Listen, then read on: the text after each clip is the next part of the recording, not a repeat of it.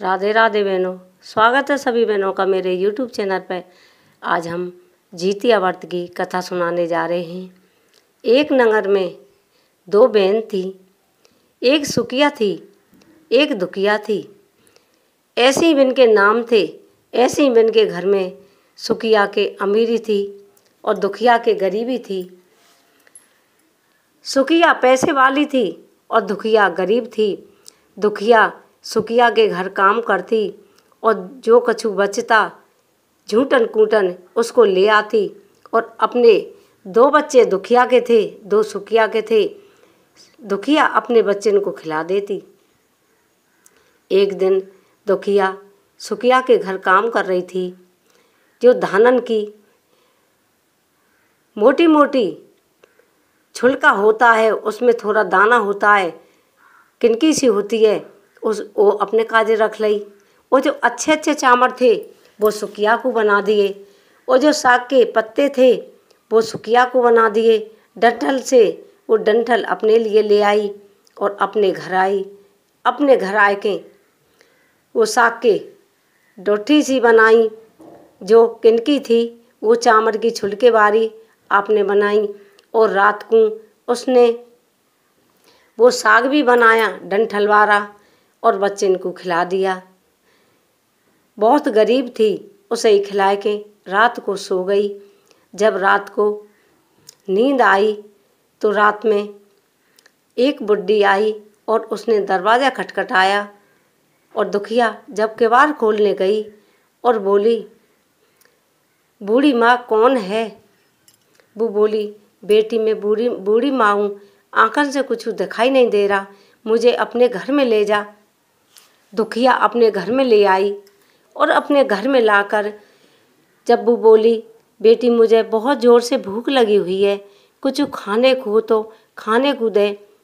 अब दुखिया बोली, माँ मेरे घर तो कुछ नहीं है, जो चामर की किनकी होती है छुलके वाली वो बनाई है, साग का डंठल बनाया है, उसको खा सको तो माँ खा लो। कि बेटी उसको ही लिया तो साग के डंठल को लाई और छुलके वाले चामर की जो किनकी होती है उस किनकी को लाई और बूढ़ी माँ को खिला दिए। बूढ़ी माँ बोली, बेटी मुझे आँखों से कुछ दिखाई नहीं दे और मैं आज रात आपके घर में सोऊंगी। वो बोली, कोई बात नहीं है माँ, मेरे घर में सो जा। जब दुखिया के घर में वो माँ सो गई, वो माँ कौन थी? जीमत वाहन भगवान थे। वो बुढ़िया को भेष बना के आए। दुखिया के घर में आधी रात हुई तो बोली, बेटी मेरा पेट खराब हो रहा है कि माँ यहाँ तो कोई लैट्रिन भी नहीं है, माँ मेरे किसी घर के कोने में बैठ जा। अब बोली, बेटी भटभट करूँ कि झरझर करूँ?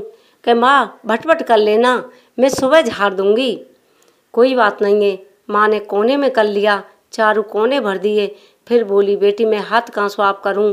कि माँ मेरे सिर पर कर लेना, मैं सुबह धो लूँगी।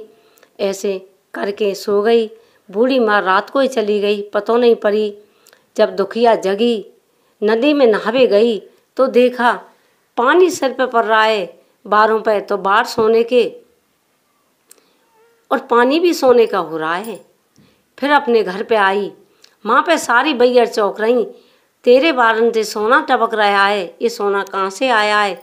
वो बोली, मोगू तो जीमत बान भगवान ने दिया है, मैं तो उसी का व्रत करती हूँ। अपने घर पे आई तो चारों कोने भरे पड़े धन दौलत थे, इतना धन दौलत के समटवे में नहीं आ रहा। फिर बोली, 2-3 दिन बहन के घर काम करने ना गई और बोली बच्चों से, बच्चों जाओ मौसी के घर से तराजू ले आओ और सोने को तोल कर देखूं सोना कितना है। अब बच्चे भागे भागे मौसी के पास गए और बोले, मौसी तराजू दे दो।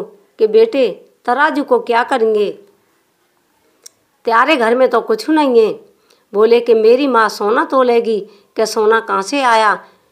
सुखिया ने झूठ जाना कि बच्चे कहाँ से लाएंगे, वो तो मेरे घर से ले जा रही है और खा रही है, इसके घर में कहाँ से माल आवे। कोई बात नहीं, उसने पल्ले में नीचे मोम लगा दिया और बोला पता पड़ेगा कुछ तो होगा। जो मेरे पल्ले में चिपक जाएगा। तो जब बच्चे तराजू को लाए और सोना तोला, उसमें सोने का टुकड़ा चिपक गया और तराजू सुखिया को बच्चे दे आए। सुखिया ने देखा तो उसमें सोना लगा हुआ है। सुखिया भाजी भाजी दुखिया के घर में आई और बोली, तू इतना सोना कहाँ से लाई है?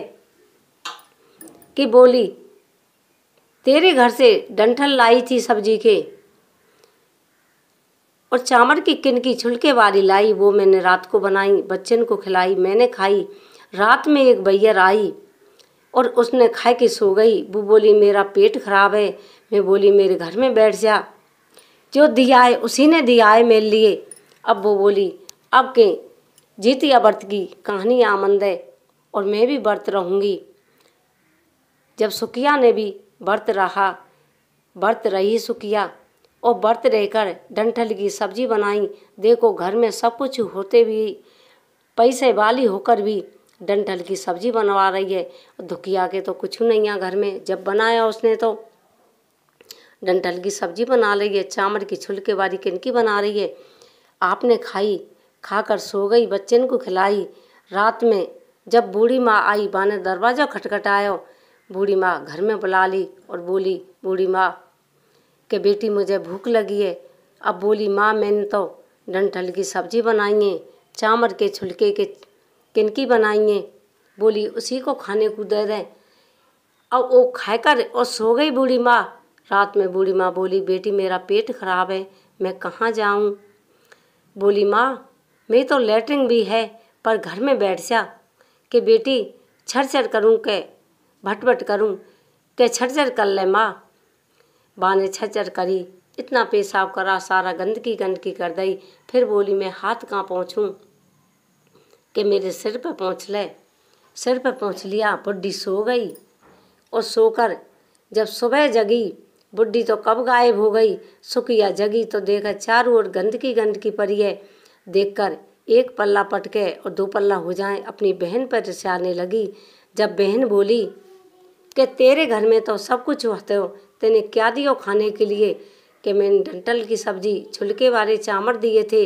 कि तेने क्यों दिए? तेरे घर में अच्छा सामान है हो, मेरे घर में तो कुछ है नहीं हो। वे जीमत वाहन भगवान है, उनका तेने अपमान करा और मेरे घर में तो कुछ खाने को नहीं है।